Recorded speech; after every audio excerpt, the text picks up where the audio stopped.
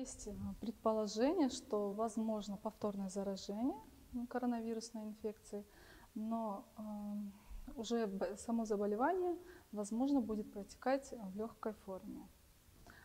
Пока на территории Чеченской Республики не было зарегистрировано таких повторных случаев, но ученые предполагают, что вот естественный иммунитет, который выработался благодаря заболеванию, да, антитела они могут защищать в течение от 3 до 6 месяцев. Риск повторного заражения сохраняется, поэтому даже лицам, которые переболели, независимо от наличия антител, необходимо соблюдать меры профилактики. В Китайской Народной Республике есть такие случаи повторного заражения. Эффект вакцины пока еще не доказан, он еще в работе, проходит испытания клинические.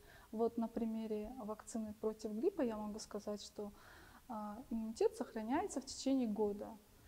И вот мои предположения, что, наверное, вакцина против коронавирусной инфекции будет основана на таких же данных, защищать около года.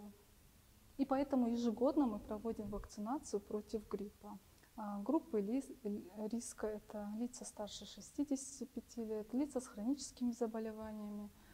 В общем, в основную группу риска входят, конечно, медицинские работники, которые непосредственно сталкиваются с больными людьми. По истечении времени есть вероятность, что он повторно заболеет, если не будет соблюдать меры профилактики, такие как гигиена рук, ношение масок в общественных местах, магазины, общественный транспорт. Например, человек переболел, у него выработались антитела именно к коронавирусной инфекции.